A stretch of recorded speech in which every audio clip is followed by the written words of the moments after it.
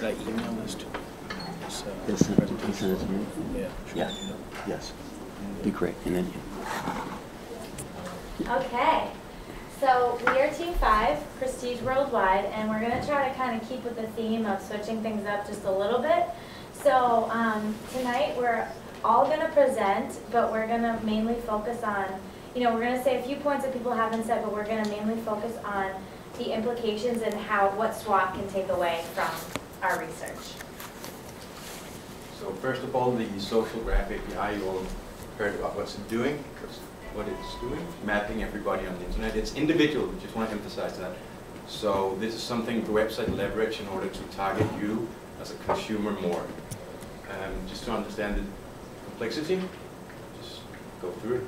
So it becomes really complex to map each individual social graph. One thing that I really want to emphasize as well is the social graph is really mapping your connections. You can also map other things on the net, and there's been talking about a lot of different other graphs, like a location graph, interest, taste, and all these different graphs. A graph that's not mentioned, obviously, is known as the knowledge graph, which is more or less owned by Wikipedia. So this is something that websites could leverage even more than they're doing today. Examples, you've seen that those before. This is just the example of how much Spotify actually gained their users by using the social graph to integrate it in their marketing. Like when they used the social graph in Facebook over in the US here, they gained 1 million users in just a few days. So that's an amazingly powerful marketing tool, right? Something that SWOT could do as well. The big players, first of all, Facebook, as we heard, was the inventor. 2008, Google challenged him with the Me and now the Google+. But recently, Facebook has done something, and they've launched an open graph. So what Mark Zuckerberg is actually trying to do is to, all these different graphs that's all around the web, he want to make them accessible to everybody, and then in that way trying to own the graph network of the web. This is something that's really interesting, and a lot of people who know something about this says that this might be the step that's, as you see before, that's going to do that one graph's going to move them all. Yeah. Okay, so in terms of Groupon, I think a lot of it has already been said, so I'm just going to address the main thing. It serves two markets: consumers wishing to save money and businesses that want more exposure. In terms of the business model, it's based on an insurance contract, and the rest has already been said. To kind of partially answer your question, Eric Lefkofsky and Brad Keywell are the key initial investors. They had Eric Lefkofsky invested $1 million, and what's interesting to note is that he was paid off just before they went public, and that practically bankrupted Groupon. They were practically insolvent just before their IPO. So I know it doesn't answer your question specifically, but it kind of goes into the question where why did they need to do that so fast just before they launched their IPO? We know the current value is 24.6. They had a great IPO launch. Competitors, yes, something to be noted is Scout Mob, upcoming, very good and very important competitor. Marketing channels, they spent $345 million in the first half of 2011, kind of goes into the 613 that was already mentioned. Targeted online ads, etc.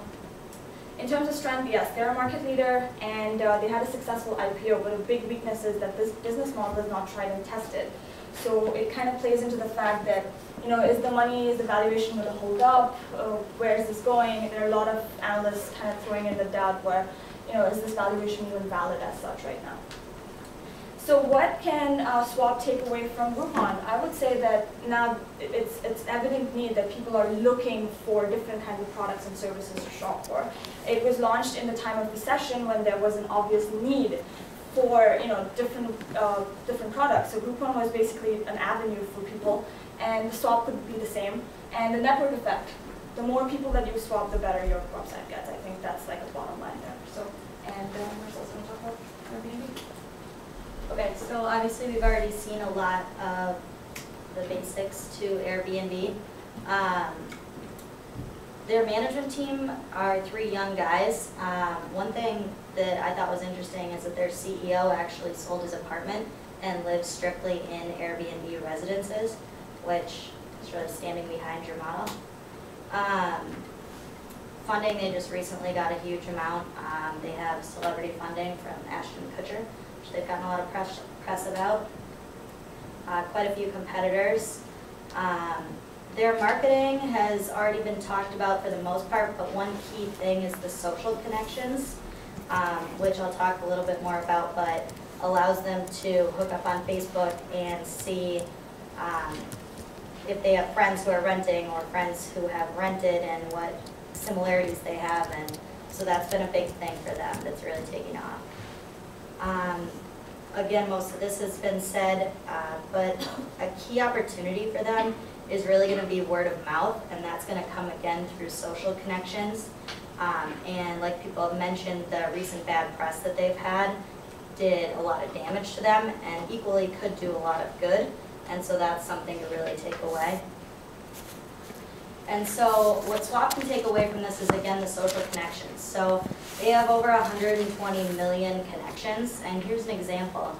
So you can go on and see, where your friends are staying and who they stayed with, or which of your friends are renting out these places. Similarly, you can go on and see who your friends are swapping with, where they're swapping, what they're swapping, and really build that social network up and kind of make it the cool thing to do. Okay, so next we're going to talk about Pinterest. Business model, they're still in their beta phase. They're really trying to gain as many users as possible to figure out exactly what their target customer is and how they're going to monetize their service. Their management is a small 8-person executive team out of Palo Alto, California. One of their co-founders, Silverman, he actually used Pinterest to plan and, execute his wedding, which is pretty cool. For their funding, this is all already mentioned. One interesting fact is the fact that they're currently valued at $200 million, but just 2 months ago they were valued at $40 million. So it shows how quickly they're growing and how fast they're growing. So these are the competitors that were already mentioned. The main thing here to note is that all the competitors are really trying to fulfill that need of self-expression online. Marketing and channels. One interesting thing that we found is that a lot of brands are using Pinterest to market themselves. So that could be a clear way for them to monetize their service. There's this one we really noticed. Same marketing channels as everybody else noted. On that last point about the brands, Mm-hmm. did you discern how much of their traffic or how much of their usage or engagement is related to that versus just general consumers? Any idea? I don't have a number in mind. Do you? No, I was just curious. I think it's pretty. I think it's pretty. Name a brand that uses Pinterest?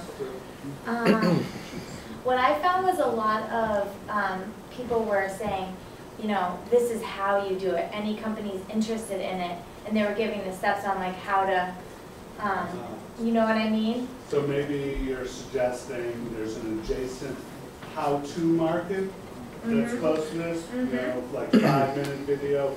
How-to videos, I've paid up to $50 for some of these sites, really unbelievable, unbelievable.